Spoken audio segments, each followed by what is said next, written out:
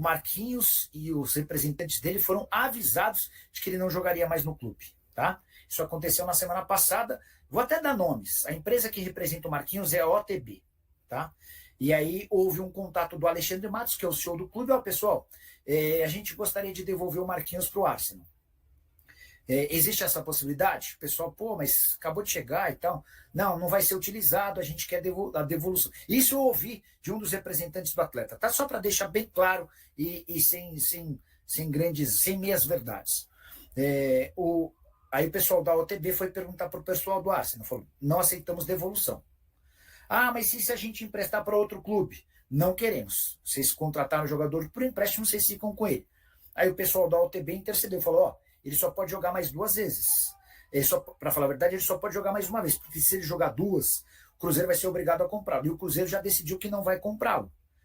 O pessoal do Arsenal falou, lavo minhas mãos. A gente emprestou porque vocês quiseram, o Cruzeiro também quis, agora vocês arquem com as responsabilidades. O Marquinhos foi titular na partida contra o Fortaleza, vitória por 2-0 nesse domingo.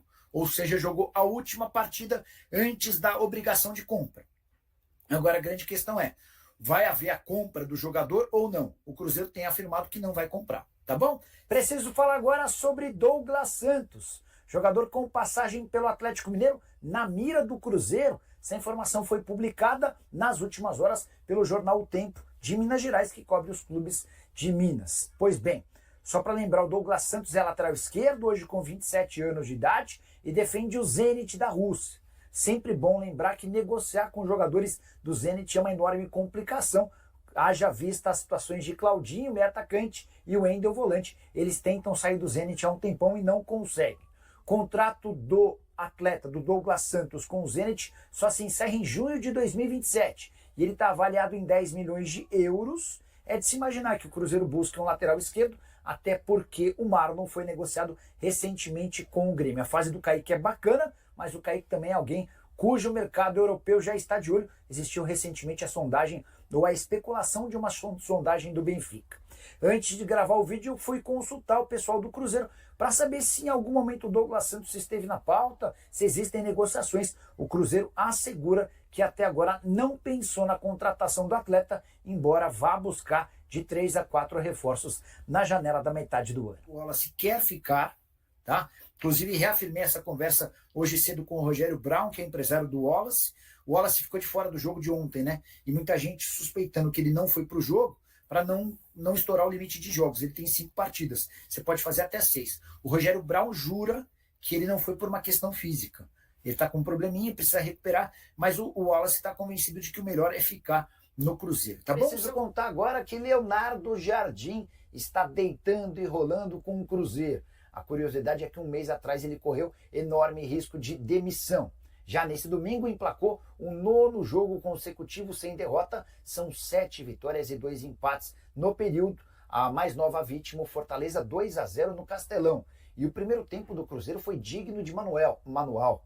Além dos 2-0, o Cruzeiro criou inúmeras oportunidades de gol. Foram 14 finalizações do Cruzeiro contra apenas 3 do time da casa.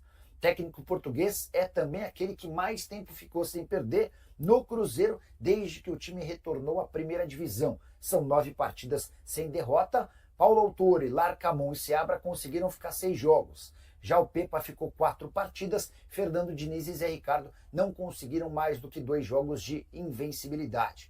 Cruzeiro, depois da vitória contra o Fortaleza, é o 3º colocado do Campeonato Brasileiro com 20 pontos conquistados. 2 atrás do Palmeiras e 1 atrás do Flamengo. Esses, para mim, são os grandes candidatos ao título, aqueles que vão brigar até o fim da competição.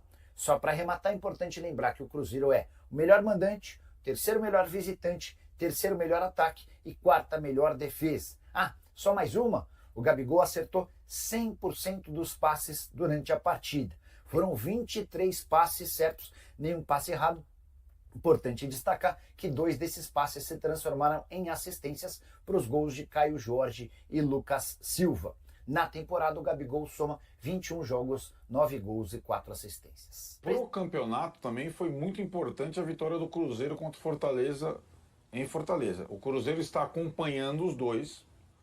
O Cruzeiro recebe o Palmeiras no final de semana, né? E o Cruzeiro, que ainda vai fazer um outro jogo antes da parada, diferentemente de Flamengo e Palmeiras que param depois desse final de semana, se ele vencer suas 2 partidas, ele fecha como líder provisório, né? Então o Cruzeiro tem sido um intruso. Do Mundial, né? Exato. Tem sido um intruso e tem jogado bem. Aquilo que o Mauro cobra, o Cruzeiro tem conseguido no Brasileirão resultados e desempenho, né? É um time que corre meio por fora, mas está jogando bem. A segunda-feira foi de folga para os jogadores do Cruzeiro depois da ótima vitória sobre o Fortaleza. O Cruzeiro teve aí um dia de descanso para todo mundo.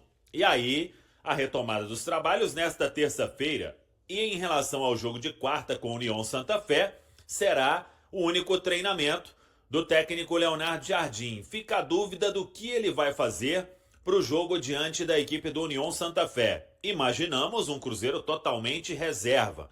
Ou, se jogar um titular, vai ser igual aquele jogo diante do Palestino. Joga um tempo, entra outro e assim vai. Mas claro, o foco é total no jogo de domingo, diante da equipe do Palmeiras, 7h30 da noite, transmissão do Prime Video.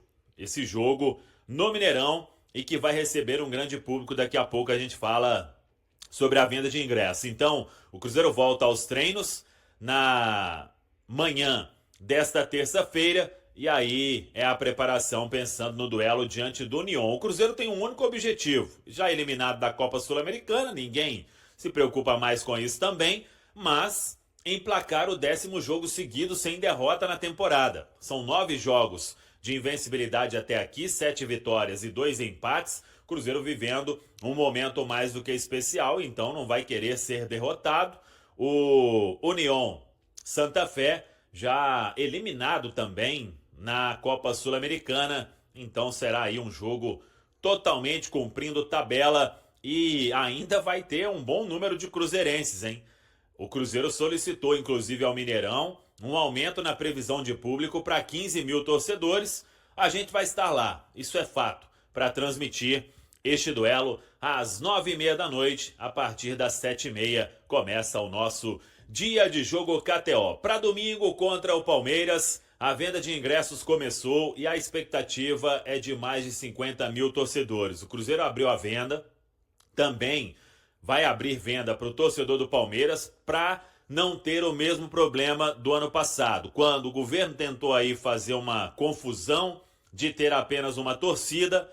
A Leila Pereira, presidente do Palmeiras, acionou a CBF e o STJD e o jogo acabou sendo com portões fechados. Então o que o Cruzeiro faz? Abre venda também para o Palmeiras, as autoridades vão ter que dar conta da segurança e com isso, lá em São Paulo, se vier com o papo de torcida única, o Cruzeiro terá jurisprudência para entrar no STJD, na CBF e exigir jogo de portões fechados. E a expectativa é de Mineirão lotadaço no domingo, com certeza para mais de 50 mil torcedores. É duelo que pode significar a liderança do Campeonato Brasileiro. O Flamengo vai jogar em casa diante da equipe do Fortaleza e se ele vencer, dependendo do resultado entre Cruzeiro e Palmeiras, o Flamengo pode ser o novo líder. Mas se tropeçar e o Cruzeiro derrotar o Palmeiras, o Cruzeiro assume a liderança da Série A do Campeonato Brasileiro. Claro que o pensamento no Cruzeiro é de muito pé no chão, seguir trabalhando em silêncio, competindo, brigando para que tenha uma pontuação ainda melhor nesta Série A do Campeonato Brasileiro. Então, vamos aguardar para domingo. Vidalba é desfalque certo, cumpre suspensão. Matheus Pereira retorna. Wanderson será reavaliado. E vamos ver como será a semana de Fagner, ele que acabou ficando no banco diante da equipe do Fortaleza. O William jogou e, na minha humilde opinião, jogou bem. Vamos agora falar sobre mercado, porque tem muita gente perguntando e a informação é a seguinte. O Cruzeiro trabalha com muita paciência, com muita cautela, para quando tiver que contratar ou para quem contratar, o Cruzeiro ser bem assertivo no mercado. Esse é um pedido do técnico Leonardo Jardim, com toda a comissão técnica, com todo o departamento de futebol. Então, não é segredo que o Cruzeiro quer um zagueiro canhoto, que o Cruzeiro quer um volante, que o Cruzeiro quer pelo menos um beirada. O ideal seriam 2. mas aí é o desafio. O perfil é de atleta jovem. Jovem que vai dar retorno técnico e, num futuro próximo, retorno financeiro. Para o Cruzeiro contratar aí jogadores num patamar de muito potencial e que estão aí, ou em outros países da América do Sul, ou lá fora. Esse é o desafio. Então, tá tudo sendo bem estudado para que o Cruzeiro minimize erro nessa janela e não devemos esperar contratações aos montes, pacote de reforços, porque essa não é a ideia do técnico Leonardo Jardim, que hoje está muito feliz com o que vem desempenhando todo mundo e sabe que para contratar precisa atacar ali algumas carências, os chamados reforços pontuais, e para agregar. O Cruzeiro não pode fazer uma janela que atrapalhe o que vem sendo construído no dia a dia na toca da Raposa 2. O Cruzeiro está definitivamente na disputa pela liderança do Campeonato Brasileiro após 10 rodadas.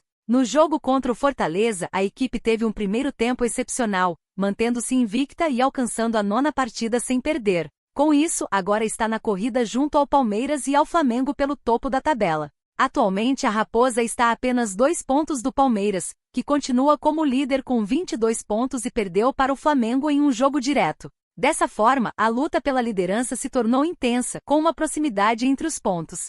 Portanto, a partida no Mineirão no próximo fim de semana se torna um duelo direto e assume características de 6 pontos contra o Palmeiras. Se o Cruzeiro vencer novamente, poderá superar a equipe paulista e até assumir a liderança, caso o Flamengo não obtenha um bom resultado. O momento do time celeste é excelente, sendo o melhor desde seu retorno à Série A do Brasileiro em 2023. A invencibilidade de 9 jogos é um reflexo do bom desempenho da equipe, que mesmo com algumas mudanças conseguiu manter sua performance. Dominando a partida desde o início, o Cruzeiro impôs um ritmo forte ao Fortaleza no primeiro tempo. Sem Matheus Pereira suspenso, e com Gabigol atuando de forma eficiente como criador de jogadas, o time registrou 7 finalizações, 4 delas a gol, nos primeiros 10 minutos. Em 30 minutos, foram 9 finalizações sem que o adversário conseguisse chutar ao gol. Os gols surgiram depois deste domínio, quando a equipe começou a capitalizar suas oportunidades.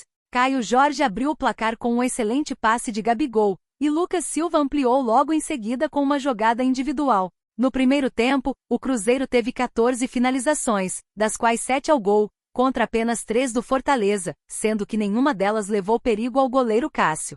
Na segunda etapa, o Fortaleza fez 3 substituições e começou melhor, pressionando mais o Cruzeiro, que precisava reagir e foi pressionado pela torcida alvinegra. O time adversário explorou as jogadas pelo lado esquerdo da defesa cruzeirense. Marquinhos, que estava sem atuar há mais de 20 dias, teve dificuldade em recompor a equipe. No entanto, Cássio teve que trabalhar apenas aos 28 minutos do segundo tempo, realizando uma boa defesa em um cabeceio de Juan Manuel Lucero. O time não conseguiu repetir a quantidade de finalizações do primeiro tempo e se concentrou mais na defesa. O primeiro chute da etapa final só ocorreu aos 35 minutos com Caio Jorge. Após a expulsão de Pedro Augusto, a situação se estabilizou um pouco, mas o controle do jogo não retornou completamente. Apesar das diferentes fases do jogo, o Cruzeiro demonstrou eficácia ofensiva ao construir o placar e também se mostrou sólido na defesa, mantendo a meta invicta pela 3ª vez consecutiva. O momento é extremamente positivo e merece ser celebrado pelos torcedores do Cruzeiro. E aí, galera, o que acharam? Deixe nos comentários. Não se esqueçam de deixar o like e de se inscreverem no canal e acionar o sininho para receber as notificações. Até mais, Nação Celeste! Vamos pra frente!